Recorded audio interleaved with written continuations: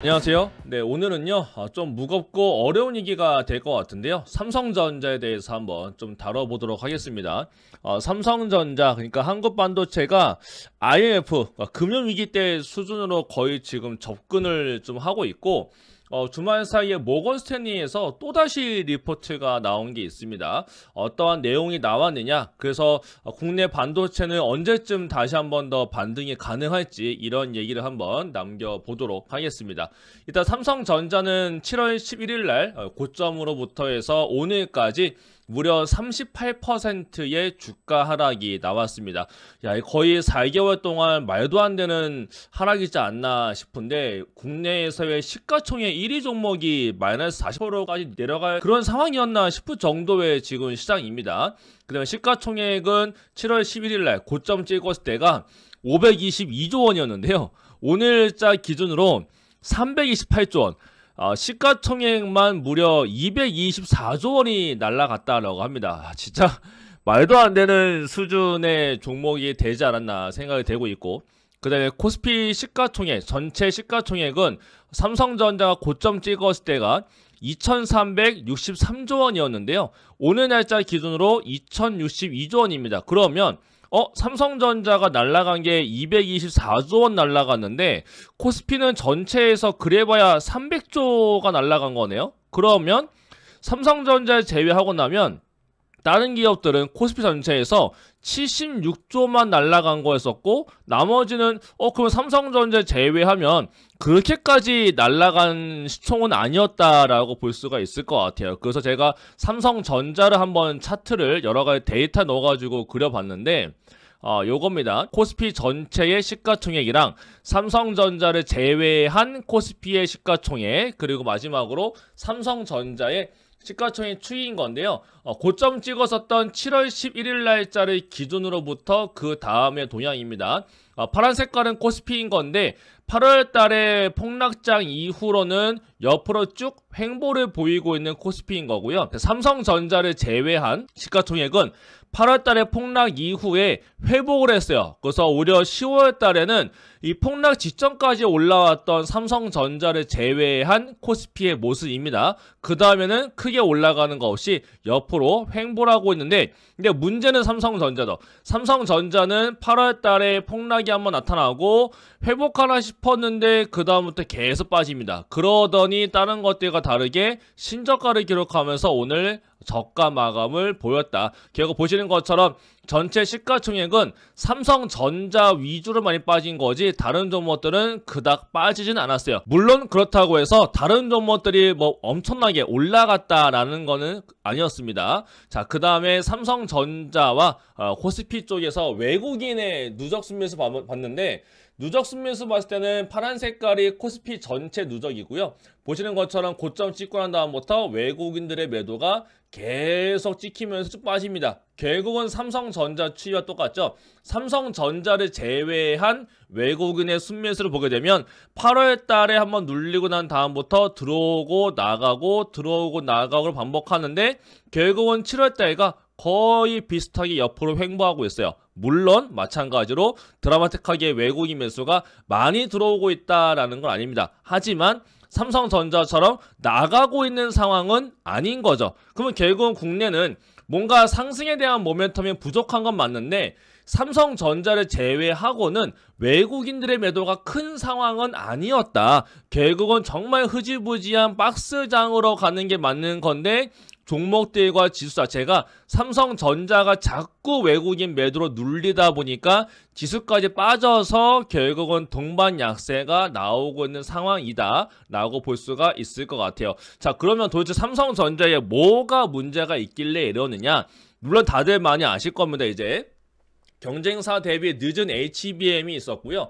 그 다음에 최근에 IR 통해서 연초부터 해서 굉장히 많은 IR가 언론 플레이를 해왔던 삼성전자인데, 기업 설명회와 외국인 미팅, NDR, 언론 플레이에 나왔던 내용들이 된 게 아무것도 없어요. 정말 단 하나도 뭔가 되고 있는 게 아무것도 없는 삼성전자였다 보니까 그동안 많이 쌓아왔던 신뢰도의 큰 훼손이 왔다. 제가 봤을 때 이제 가장 큰 요인이지 않았나. 그동안 뭔가 정직하게 해왔다라고 한다면 이 정도가 아니었을 것 같은데 기대감은 많이 줬고 지난번 2분기 어닝 발표 때도 엔비디아 관련된 코멘트가 나오면서 기대감이 올라갔는데 3분기 때 까고보니까 그게 아니었던 거였었죠. 그러면서 그 사이에서도 외국계 미팅하면서도 우리 이제 곧 들어갈 것 같다 이런 얘기를 많이 해왔던 삼성전자인데 까고 보니까 그것도 아니었다라는 거죠. 그래서 결국은 외국인 쪽에서도 많은 좀 실망을 했고 그런 상태에서 불거지고는 내부적인 문제도 상당히 많은 것으로 현재 밝혀지고 있습니다. 거기에다 플러스로 저는 이게 좀 가장 크지 않나 싶은데 중국에서의 발전 속도가 굉장히 빨라지고 있어요.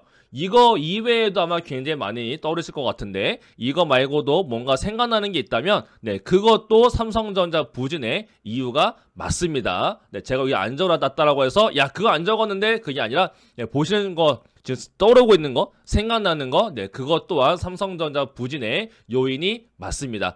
네 그 다음에 지금 모건스탠리에서 뭐가 올라온 거냐면요 이렇게 올라왔는데 지난번에 이제 겨울이 다가오고 있는 것 같은데 라는 코멘트 했던 모건 스탠리가 이번에는 지금 메모리 관련해서 지금 메모리 사이클이 침체에 들어가고 있는 것 같다. 다운턴이 오고 있다 라는 얘기 한 번 더 적어놨고 그 다음에 25년도에 HBM 쪽에서의 경쟁이 너무 심화될 것 같다 라는 거랑 마지막으로 세 번째가 조금 중요한 것 같아요.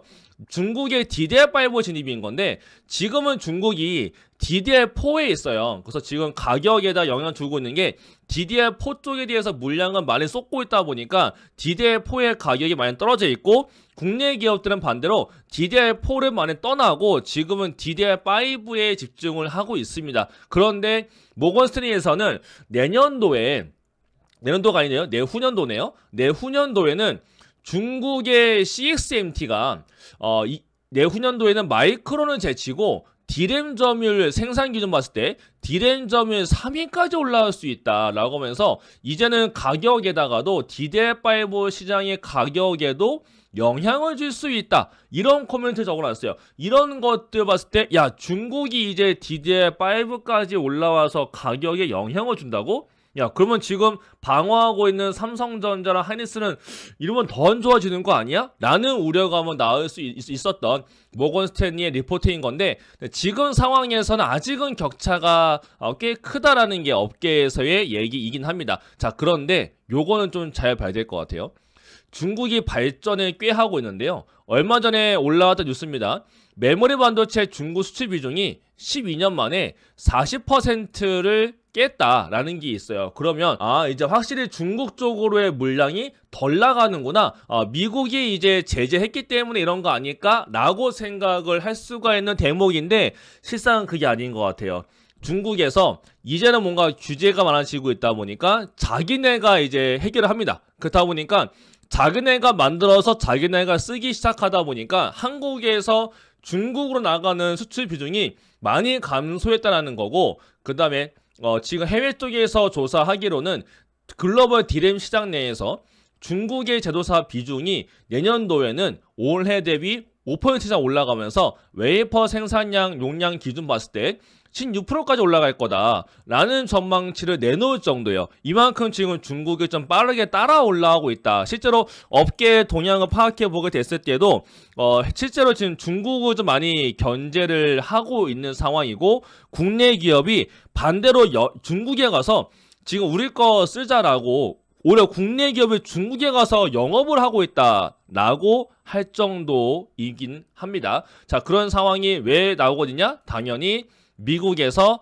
중국 쪽으로의 수출 규제가 들어가고 있고 TSMC조차도 이제 트럼프가 됐다 보니까 더 강력하게 나타나면서 중국의 AI용 반도체 공급을 중단하겠다라는 발표까지 나와줬어요. 그러면 중국이 안 좋아질 뻔하는 거 아닌가? 라고 생각이 들 수가 있겠는데 오늘만 하더라도 중국에는 SMIC라는 종목이 있어요. 이 종목이 올해 연중 최고가를 기록합니다. 이럴 정도로 지금 중국 내 반도체 기업들의 주가가 굉장히 많이 올라가고 있고, 트럼프 가능성이 많이 올라왔던 9월달 이후, 10월달 이후부터 중국 내 반도체 기업들의 주가의 상승이 굉장히 빠르게 나타나주고 있어요. 이것만 보더라도 현재 중국 반도체가 롱이 잡히고 있고, 오히려 이것을 피해 보일 수 있는 한국 반도체가 숏이다라는 겁니다. 그래서 결국은 뭔가 미중 분쟁에서 등 터지고 있는 게 한국 반도체였는데, 여기에서 중국이 발전하다 보니까 이제 중국이 한국어 필요하지 않네? 그렇다 보니까 결국은 중국 내에서 자기네가 다 하겠다, 한국의 비중을 줄이겠다라고 하다 보니까 중국은 자국 내 이슈로 올라가는 거고, 한국은 주변국에 대한 이슈 때문에 더 하락이 커지고 있는 상황이지 않았나 라고 생각이 됩니다. 자, 그렇지만 요것도 봐야 되겠죠. 근데 삼성전자의 하락이 너무 좀 과한 거 아니냐라는 얘기가 상당히 많아지고 있어요. 자, 실제로 봤을 때도 요거 이제 검은색깔 선이 뭐냐면 삼성전자의 120개월 선입니다. 거의 10년짜리 평균선이라고 보면 되는 건데, 이거는요 1998년도 IMF 때, 그리고 2008년도 리먼 브라더스 이때 빼놓고는 120개월 선에 온 적이 없어요. 무려 그 전에 있었던 코로나 때, 미중 분쟁 때도 거리가 생겼기 때문에 온 적이 없는 가격대입니다. 그런데 이번에 다시 오고 있어요. 그러면 만약에 지금 삼성전자의 업황이랑 여러 가지 내용을 빼놓고 그냥 요거만 딱 보게 된다면, 야, 지금 삼성전자가 금융위기 사태 때하고 똑같이 내려와 있는데 그 너무 과한 거 아니야? 라는 생각을 해볼 수가 있겠죠. 그러면 가치투자 하우스에서는 이러면 이제 슬슬 매수가 들어올 수도 있지 않을까? 라는 생각을 해볼 수 있을 것 같고, 그 다음에 지금 삼성전자가 4개월째 하락하고 있거든요. 놀랍죠? 네, 삼성전자 지금 4개월째 음봉을 기록하고 있는데, 제가 이것도 한번 세봤습니다. 4개월 연속 하락한 적이 과연 얼마나 있었느냐. 1998년도 금융위기 때부터 제가 딱 세봤는데 98년도에 심지어 없었고요. 총 7번 나왔는데 언제였냐면 2000년도에 한번 나옵니다. 2000년도에 7월부터 10월까지 4번, 요 4개월 동안 빠지는데, 이때 내려간 포인트가 몇 포인트냐면 마이너스 70%예요. 엄청나죠. 2000년도는 닷컴 버브 나왔다 보니까 닷컴 버브 때 마이너스 70% 나왔었고, 그 다음에 반등을 줍니다. 그 반등 주고 난 다음에 2001년도에 한 번 더 빠지는데, 이때도 마이너스 44% 빠져요. 엄청나게 들어갔었죠. 자, 그 다음에 쭉 없다가 2004년도에 한 번 더 있는데, 이 당시에도 마이너스 37%를 기록합니다. 그 다음부터 약 10년간 안 나와요. 10년간 안 나오다가 2015년도 때 4월부터 8월까지, 이때는 5개월 빠집니다. 5개월간 하락했는데 그래봐야 마이너스 30%가 내려갔었고, 그 다음에 18년도에는 마이너스 22%가 나왔었고, 2021년도에 한 번, 22년도에 한 번 있었는데 이 당시에 마이너스 16%, 22년도에는 마이너스 20%에 그쳤습니다. 그러면 이번과 같은 큰 하락은 언제 이후? 2004년 이후 처음 겪고 있는 큰 하락이다 라고 볼 수가 있을 것 같고요. 일반적일 때는 원래 반등이 나왔어야 될 시기인 건데, 그거 지금 넘어갔을 정도로의 굉장히 과한 매도가 나타나주고 있다. 이걸 지금 한 번 더 정리를 하게 되면 이겁니다. 이렇게 2000년도부터 쭉 내려와 있는데, 지금 요 동안 98년도 이후에 5개월 연속 하락한 적은 단 한 차례밖에 없어요. 그것도 마이너스 30%에 끝났습니다. 그런데 그 전에 4개월이었을 때 2015년도 이후로는 4개월 동안 내려갔어도 마이너스 20%에 다 끝났어요. 근데 지금 이미 마이너스 36%죠. 4개월 동안. 고점 대비는 거의 40%입니다. 그러면 이미 2004년도, 2001년도 닷컴 버블 때 거의 이제 겸줄 정도로 많이 빠지고 있다는 거기 때문에, 그럼 이제 닷컴 버블 사태와 같은 게 아니다라고 한다면 2001년도, 2004년 때 요 정도 범위안에서 거의 끝나지 않을까. 그럼 이제 산수적 계산을 봤을 때도, 과거 데이터 봤을 때 이제 거의 다 내려온 게 아닐까?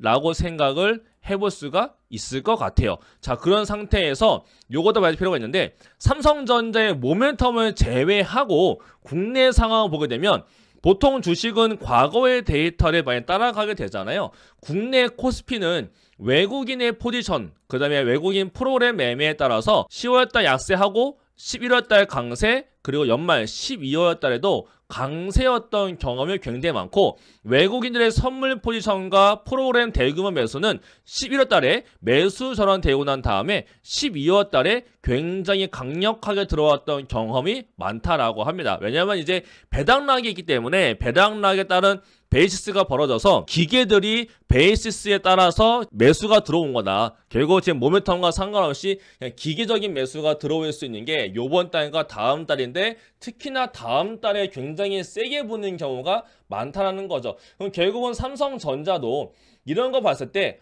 이제 시기상 많이 밀려봐야 이제 얼마 안 남았다라고 보여지고 120개월 선도 53,000원대 자리에 있으니까 이것도 안 깨지 않을까? 깨는 것 자체가 조금 오버스럽게 가지 않을까라는 생각이 들고 그 다음에 경험적 봤을 때 12월 달에는 외국인들 선물 포지션과 프로그램에서 붙는데 보통 외국인들의 매수, 선물 매수가 붙게 되면 코스피에서는 자연스럽게 삼성전자로 매수가 붙는 경우가 굉장히 많거든요. 그래서 요번 달에 하락으로 끝나게 되면 다시 한 번 더 4개월 연속 하락은 되는 건데 5개월 연속 하락을 하기보다는 12월 달은 반등은 보이지 않을까? 그러면 삼성전자가 반등을 보인다거나 약세가 끝났다만 돼도 지수가 올라갈 수가 있겠죠. 그래서 국내장이 이번 달까지 조금 어려움을 겪고 있지만 결국 시간이 흘러수록 연말로 갈수록 다시 이제 반등에 대한 모멘텀을 만들어내지 않을까라는 좀 희망적인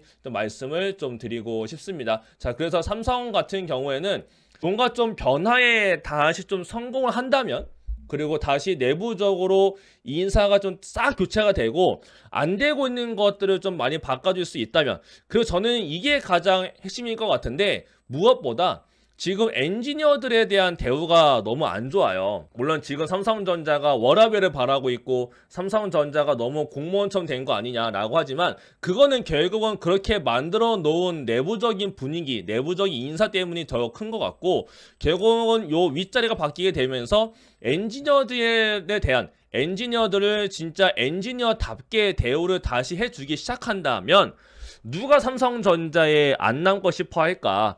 결국 삼성전자를 뭔가 다시 한 번 더 발전을 시킬 수 있는 상황으로 바뀔 수 있지 않을까라고 저는 생각을 합니다. 그래서 물론 다른 것도 많은 변화가 필요하겠지만 또 엔지니어들, 개발자들답게 또 다시 한번 삼성전자가 좀 잘 대우를 해주고 좀 많은 변화를 시도하고 그 끝에 다시 한번 더 성공하는 삼성전자를 좀 보여준다면 충분히 삼성전자의 V자 반등도 노려볼 수가 있겠지만 지금 당장 나올 수 있는 그러한 상황은 아니기 때문에 지금 상태에서는 다음 달에 있을 베이시스가 벌어지고 배당락 앞두고서 들어오는 외국인들의 선물 매수와 프로그램들의 기계적인 매수세에 따라서 삼성전자가 하락을 멈추고 국내 지수도 다시 한 번 더 반등을 모색하는 시기가 곧 다가오지 않을까. 물론 중장기적인 포지션보다는 지금 상태에서는 단기적인 포지션일 가능성이 높으니까 지금 상태에서 뭔가 많이 바뀌지 않는다면 단기 매매 위주가 조금 더 맞는 국내 시장이 되지 않을까라고 생각이 듭니다.